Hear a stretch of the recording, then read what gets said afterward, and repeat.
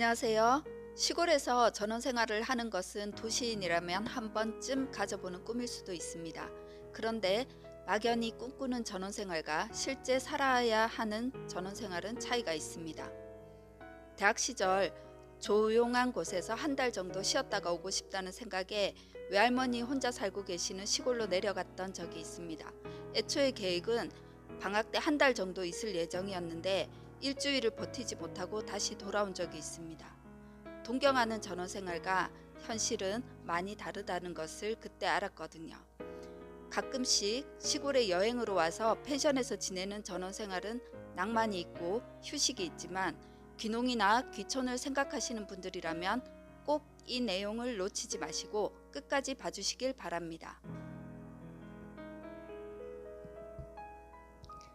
전원 생활 이런 사람은 절대 하지 마라. 첫 번째, 지병으로 병원을 자주 다녀야 하는 사람입니다. 몸이 아픈 사람들이 휴양차 전원 생활을 생각하시는 분들도 계시겠지만 지병으로 인해서 큰 병원을 자주 다녀야 하는 분들이라면 시골보다 도시 근처가 훨씬 좋습니다. 시골은 아무래도 큰 병원이 거의 없고 있다고 해도 거리가 멀고 교통도 불편합니다. 자주 병원을 다니시는 분이라면 시골보다 도시에서 치료받는 편이 병원을 다니시기에 당연히 편리할 것입니다. 시골 읍내에는 조그만 병원들이 모여 있지만 아침 일찍부터 마을 어르신들이 줄을 서 있는 경우가 많습니다. 지역에서 조금이라도 유명한 곳은 몇 시간씩 기다렸다가 진료를 보게 되니까 많이 아프다면 도시의 병원으로 가거나 웬만해서는 병원을 가지 않고 지내는 게 일상이 되었습니다. 특히 아이들이 아플 때는 대부분 도심 병원으로 다니는 엄마들이 많아서 병원 다니는 게 하루의 일상이 되는 게 현실입니다. 두 번째, 우울증과 외로움. 평소 도시에서 시끌벅적한 생활이 익숙하거나 저녁에 친구들과의 술자리를 좋아하시는 분들은 외로움이나 우울증으로 인해 시골을 떠나시는 분도 있습니다. 가족 전체가 시골로 이사한 경우는 좀 덜하겠지만 우선 자리 잡힐 때까지 혼자 오셨던 분들은 저녁이 되면 깜깜해지는 시골에서 외로움과 우울증으로 다시 도시로 돌아가시는 분들도 있습니다. 시골에서는 주위에 불빛이 거의 없기 때문에 해가 떨어지는 시간이 되면 바로 캄캄해집니다. 저도 처음에는 적응하기 힘들었는데 점점 익숙해지긴 합니다. 온 동네가 캄캄해지면 집 밖에서 할 수 있는 일이 거의 없습니다. 치킨이나 피자 같은 배달 음식도 없고 있다고 해도 시골 식당들은 저녁 일찍 문을 닫는 곳이 대부분이라 읍내나 시내를 나가지 않으면 가까이에서 뭘 사 먹을 수도 없습니다. 이런 생활의 적응기가 필요하겠지만 평소에 친구나 술을 좋아하시는 분 또는 혼자 있으며 외로움을 많이 느끼시는 분이라면 시골의 전원 생활은 고통이 될 수 있으니 꼭 깊이 생각하시길 바랍니다. 세 번째, 벌레, 쥐, 뱀을 무서워하는 사람입니다. 시골에는 당연히 도시보다 벌레가 많습니다. 집 마당에만 나가도 온통 풀이나 나무들이 많으니 다양한 벌레들이 많을 수밖에 없지요. 벌레들은 방충망이나 모기향 등으로 대충 해결은 되는데 쥐나 뱀 같은 동물들은 시도 때도 없이 출몰할 수 있습니다. 특히 집이 습한 곳에 위치해 있다면 마당에서도 수시로 뱀을 만날 수 있습니다. 저도 시골에 처음 왔을 때 뱀을 자주 목격했는데 한 번은 외출했다가 저녁에 집에 와서 거실에 불을 켜니 뱀이 거실에 들어와 있더군요. 조그만 뱀이라서 처음에는 전깃줄인 줄 알았는데 정말 깜짝 놀란 적이 있습니다. 그 후로 여러 가지 대책들을 세우면서 뱀 퇴치에 적극적으로 나섰더니 요즘에는 자주 보지 못합니다. 제 생각에 쥐나 뱀을 퇴치하는 가장 좋은 방법은 고양이를 키우는 것입니다. 고양이는 깔끔하기도 하고 조용하기도 해서 키우기도 좋은데요. 시골에서는 마당에 있는 쥐도 잡아주고 뱀도 잡아주고 도움을 많이 줍니다. 물론 뱀 잡으라고 고양이를 키우는 것은 아니지만 고양이는 정말 다양하게 도움이 되는 사랑스러운 동물입니다. 네 번째, 게으른 사람입니다.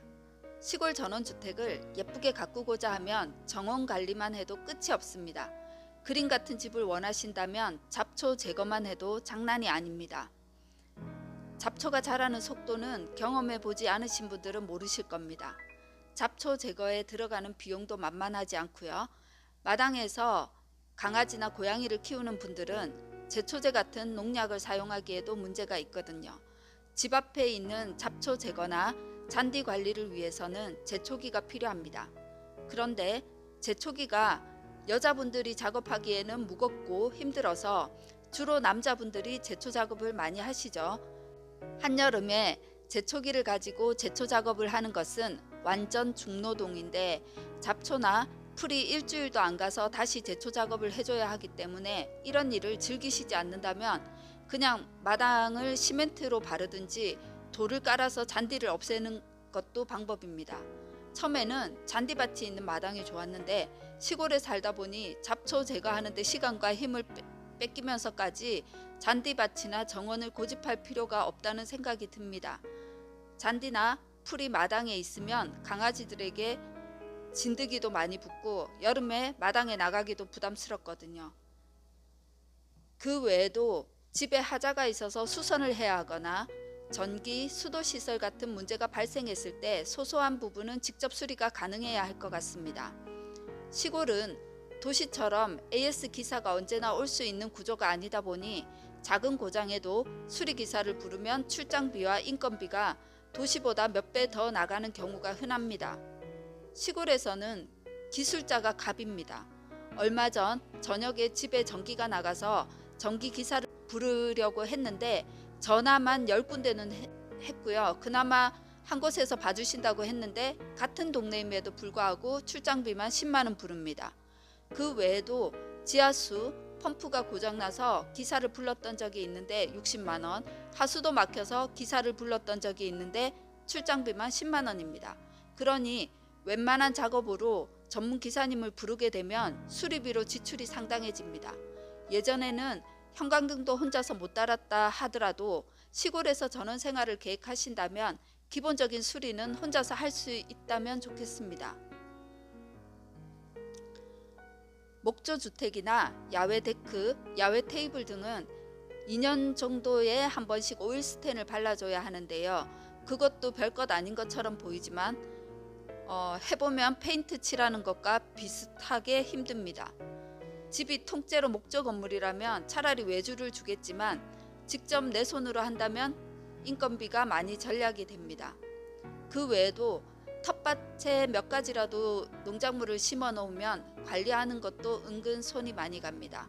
텃밭 농사를 즐기시는 분이 아니라면 전원생활 시작할 때부터 마당은 돌로 덮어버리길 추천합니다.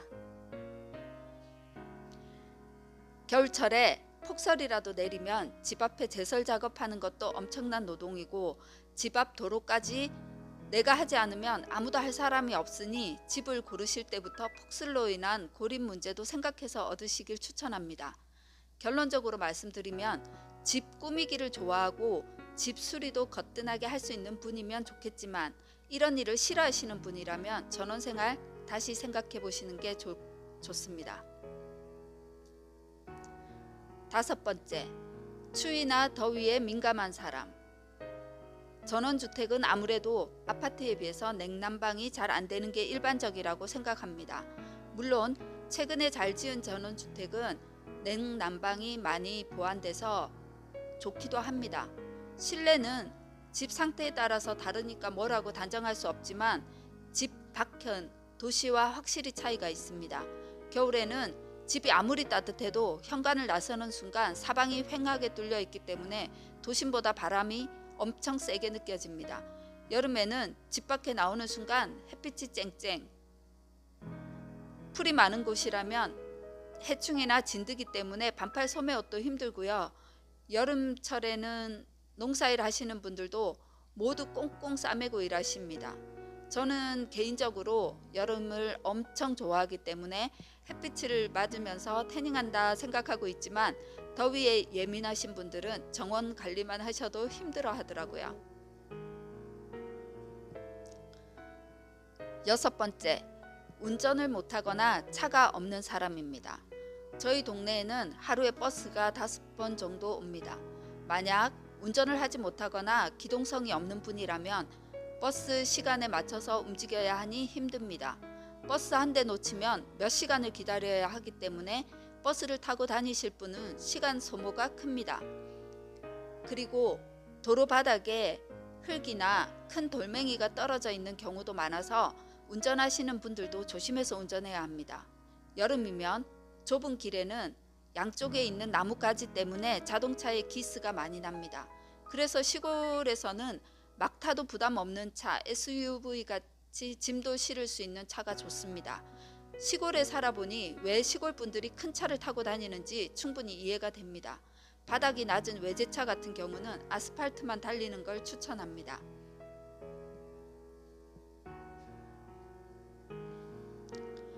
시골길에서 운전할 때는 도로에 차가 많지 않아서 편할 수도 있지만 언제 어디서 고라니나 강아지, 어르신들이 나타날지 모르기 때문에 특히 좁은 길에서는 조심해야 합니다.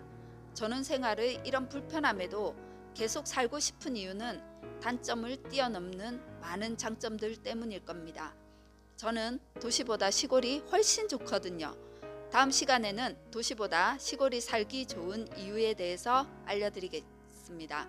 이상 이런 사람 절대 시골에 살지 마라 내용을 마칩니다. 지금 귀농귀촌에 대해 고민 중이신 분들에게 도움이 되길 바랍니다. 감사합니다.